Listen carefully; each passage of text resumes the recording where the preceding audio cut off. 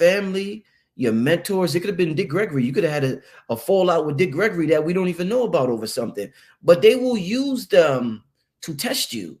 And it's just a test.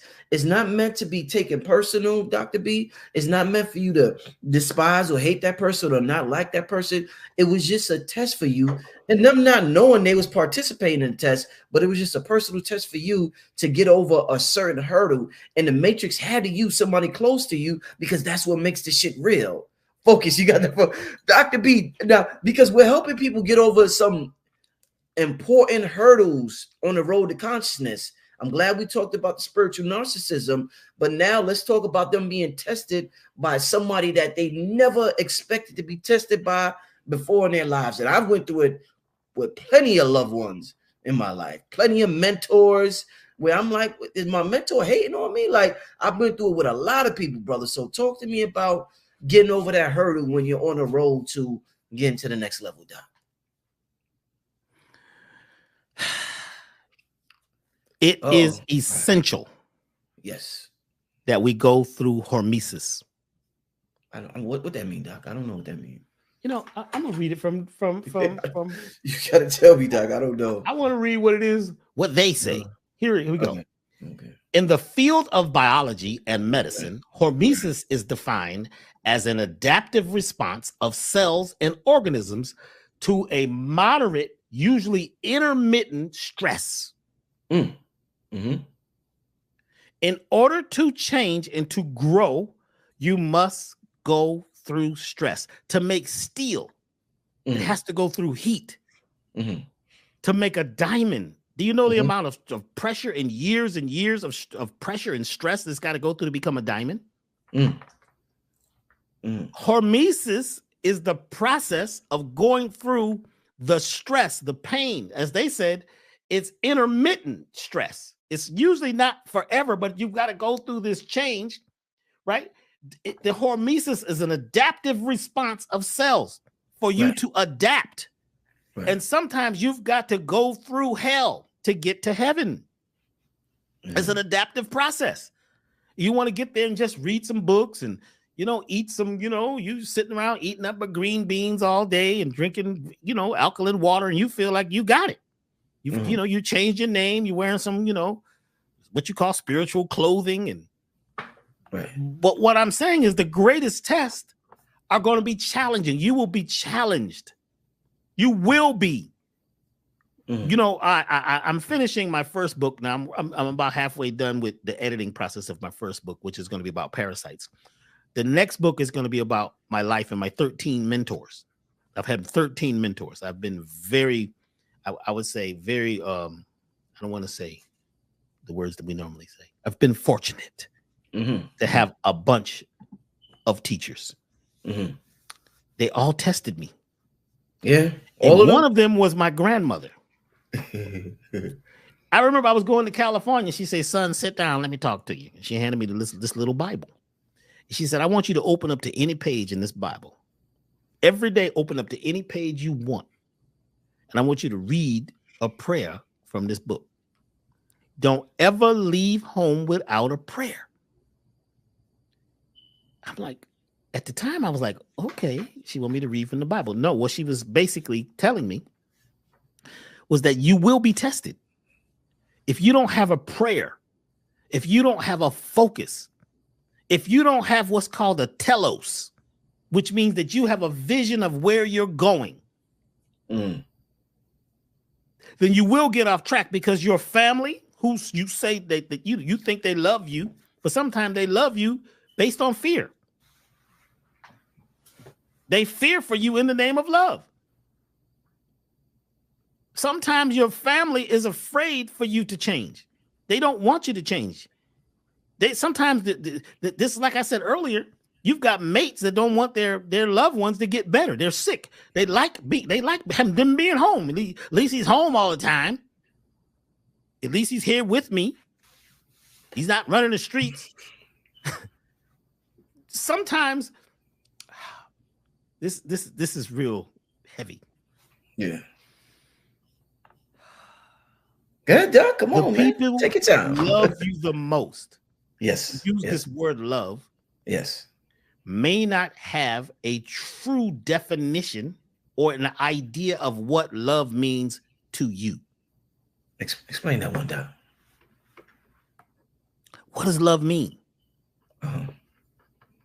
What does it mean? Everybody has a different concept of what love means. Some people is gifts. Some people just want time. You know, I remember, you know, there was a person that they wanted me to be violent with them. I never would, but they wanted me to. And that was their vision of love, cussing them out, treating them mean. Love means something different to everybody. It's not a universal, you know, thing called love. There is a universal love, but most people haven't gotten there. Well, how are you acting? What are you doing? There's somebody right now. Love is an action. It is. It's not a noun. It's an action. But what action is the person that you saying that says they love you? What are they doing? How do they even know? See, if somebody says they love you, what you may want to do or what you may choose to do is have a discussion about what that means. Somebody says, I love you. Stop and say, well, what does that mean? Because sometimes you don't know. You have no idea what they mean by love. Especially if you're in the honeymoon phase of your relating. You do everything. You're talking softly. You make sure you put your fork on the right and the spoon on the left, or however that goes. You know what I'm saying? You make sure you got your best foot forward and your cologne is on and you talk softly. And then later on, after you get to know each other, after you've been, you know, together for a certain amount of time, your subconscious original person comes online and you're angry, you're upset. Because you feel like you got the person now. You've attained them. You own them. That's my husband. That's my wife.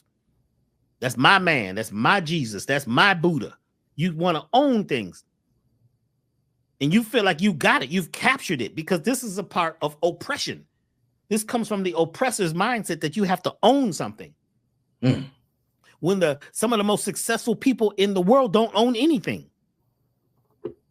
You don't own anything. When you let go, right, and you're not worried about your loved one leaving you because you're so good and you're so great together, that magnetosphere that you create is so powerful that you're not worried. And if the person does slip out on you and go do something else, well, they needed to go do that. That's what they did. Now you know who they are. You have to accept that people are not perfect. You can't own a person. The more you try to own them, the more they're going to. And it's really funny because when you tell people what they can't do, what do? You tell people what they can't do. Look at all the laws we got about what you can't do. You can't run lights. I've seen people running lights like crazy. When you tell people what they can't is cannot, so it's both. You see, those words that really mean both, should not, people do it. Love is not something that everybody truly has a referent for. They have references for based on their life, based on what they've been around, based on their environment, based on the experiences that they've had. You may need to sit with the person, talk with the person, and this may go over some time to discuss what is love, because most people are in like a not, like a lot, like a not, like a lot. I like that too, like a not. And they call it love. It's called love. But a lot of times it's love, it's fear masquerading as love. It's anger masquerading as love. So we got to be very careful here. When we talk about what is love and what do we like and what do we need, what do we desire? A lot of folks don't want to say what they truly desire because they don't feel like they're going to get it. Be upfront. Say what's really going on here. Have that clear channel communication. I don't even know what the question was now, man. I don't even know what we're talking about. I was talking about the Matrix, and I'll give you a quick, yeah. Let me give you this quick example, Doc, because I know you get a little water break or something like that, Doc. So let me tell you something. When I was young in my early 20s, I'm probably about 22 years old. My favorite speaker was Bobby Hemmett. Bobby Hemmett was like my favorite speaker, and I watched him all the time. One time I sent the brother, you heard of the brother Bobby Hemmett before, right? Heard of him. Yeah. I sent the brother a donation one time, and with the donation, I sent him $300. Now I'm 21 years old. I sent Bobby $300 donation. At that time, he used to tell us that if we're gonna send a donation, send it in an envelope and wrap it in aluminum foil so the mail people won't know that it's money inside. So that's how we used to do it back in the day. So I sent the brother 300, and I sent them the book As a Man Thinketh in the envelope as well, about, you know, just as far as attracting thing, because I heard some other teachers talk about the hermetic principles in the book, yes, by James Allen. So Bobby had I called him, or he had called me. We had talked a couple of times before, and oh man, he cursed me out, Dr. B. Oh, he was bad. He thought I was trying to stun on him because I sent him the book. So he like, I'm Bobby Hammond. You said you sending me this book. What the? And I'm like, in my mind, I'm like, oh shit, this is my favorite. This dude tried to stun on me like it wasn't even nothing like that. Nigga, I sent you $300. I'm trying to help. Like, I didn't mean like that wasn't my intentions at all. So I did. Somebody said I know the story. We talked. Paddock talked about this. Bobby, we all talked about this before. But I didn't back down from the situation. I'm 22. I'm like, whoa, slow down, brother, slow down. So we had hung up. Then he had called me back. I don't know if we hung up or the phone got quiet for a second. But he was like, you know what, brother? Yeah, I like you. You didn't back down. You know what? You was right. I was bugging out, man. Don't worry about that, man. You know, Bobby Heavy, he did. That was a wild dude right there. And he was like, you know, and it was like he was just like a completely different person again. But it was like I went through that I felt for a certain reason to see how I would react, because I was going to a certain level in my life where I'm at now, where I had to, in my life story, Dr. B, I got to stand strong on my word and on everything. So what better way to see how strong I am, but by the universe putting a person that I admire in front of me, who's going to berate me and get at me, to see how I would respond to it. Would I fall down and falter, or would I continue to stand strong? So I wasn't disrespectful or anything, but I looked at it as a test. And because of that situation, me and Bobby Hemmett was tight after that. After that situation, we was mad tight, bro. Like, we talked all the time. When he came to New York, he came to my spot. My lady would cook for him. I would take him to the LIU, the lecture spot. You know, we was just real close after that. You know, I was cool with his wife. So that single lesson right there, that single incident, that single whatever happened right there, it taught me a lot about, you know, just the matrix using people that you admire or love to see how you respond. But shout out to the great Bobby Hemmett. I love you, my brother. Go ahead, Dr. B. I went there. People heard that story before from Paddock, but go ahead, brother. Every step of transformation moving forward is connected to its opposite. Everything is connected to its opposite. Mm-hmm. Everything is connected to its opposite. It all depends on your focus and what you're moving for, and what is your mind towards, and what is your mindset. What is your telos? Look that word up, telos. Yeah. You will be tested as you climb the mountain by gravity pulling you back. Mm-hmm. You will be tested by the ones who say they love you, right? And they're going to say sometimes you're crazy. You've lost your mind. When I left college at 2.5 weeks, do you not understand how everybody was upset? Mm. What do you mean you left college? Yes, 2.5 weeks. I learned enough. I got it. I'm out of here. Damn. I wouldn't look for George Clinton. You know what I'm saying? I want to be Parliament Funkadelic. Never got in the group totally, but you know, that was my new focus. Mm-hmm. Everything that you move towards, right, that's going to be something that's going to be great is going to test you. You're going to go through hormesis. And here's another important thing. If you don't go through hormesis, which is the stress test to see if you are able to handle the next level, then you won't make it to the next step.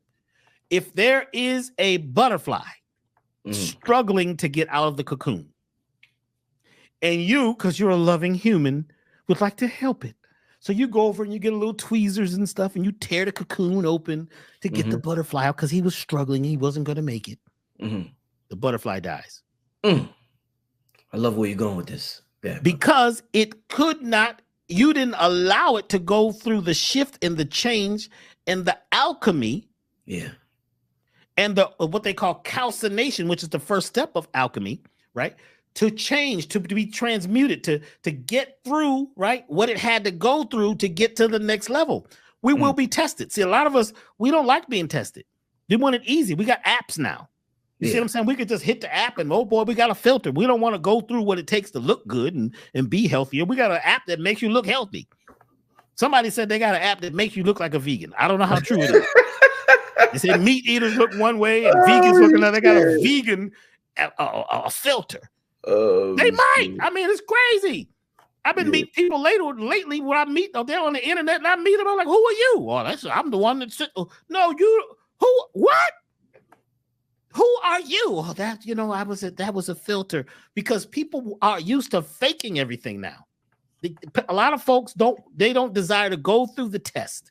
They don't want to feel the pain. They want to take a shot. They got a weight loss shot. They got so many side effects. It ain't a side. They ain't side effects. They be side effects. Yo, Doc, everybody in the hood taking that weight loss shot now, man. Hey, man, I just saw something here. Let me see if I can find it. Oh, man, I know you heard about that, man. People in the hood taking that shit like crazy. When I looked up the effects, because it's not side effects with drugs. Yeah. They're effects. Get rid of the word side effects. Let's say the effects of the drug. Yeah. They're not B-side. They're not lower. They're not little. Yeah. I'm not gonna even say the name. I don't want no. Don't say that. We don't want no trouble. Yeah, I'll put it on the screen, but you know how big pharma, but we all that's it right there, y'all. But go ahead, Doc. You take that there and look at the name. You see, it sounds like Rome, don't it? It got something to do with Rome, the Romans again. This is Caesar. My point here is we have gotten to a point where we would like everything easy. Yeah. Our feelings get hurt quickly from words. People said something and you're just upset. They hurt your feelings. You allowed somebody to cause pain in your body. We don't want to feel any struggle, any stress at all. We don't, for the most part, like to be tested. But it is that test that makes us our best. Woo! Go ahead, Doc. The test. Go ahead, Doc. Right? Those who are the best will be tested the most. A master knows that they must constantly test themselves and retest themselves. Yeah. Why would you got 99 black belts. You done kicked everybody's ass on the whole continent of Eurasia. Right. Now all of a sudden the Kung Fu Dragon comes to town. Yeah. Right?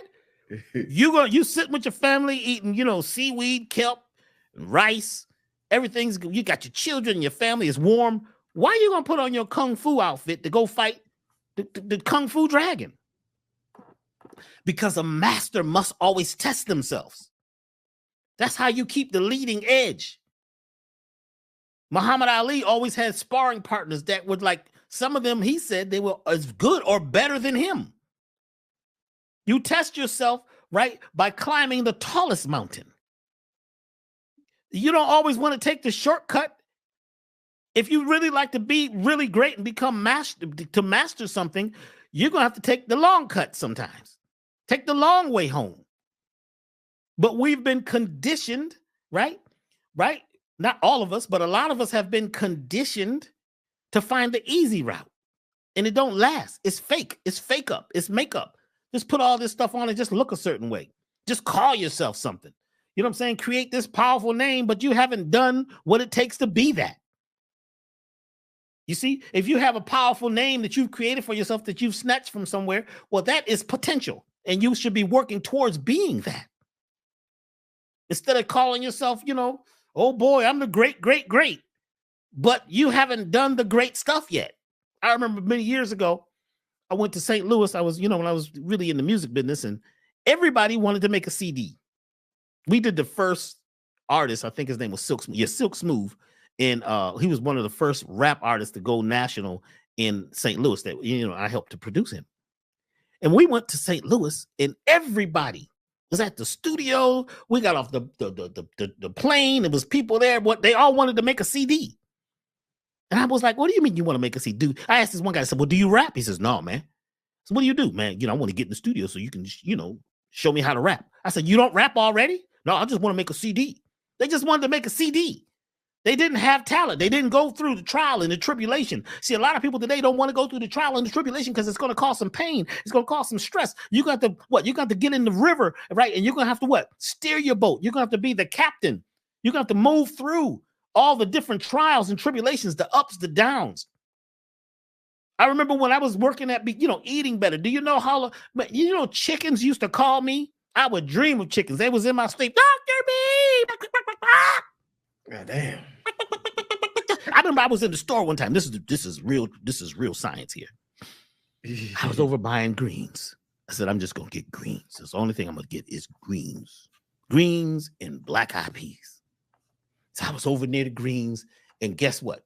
Yeah. What comes over the store on the PA system? All right, everybody. Right now, the chicken is on sale. Get one wing, get 1,000 free. Right now, over in your chicken aisle. Use your club coupon and get 1 pack of 48 wings and get another one for free. My subconscious said, you can't let that go. We got to go over there and get that chicken. You know you the chicken master.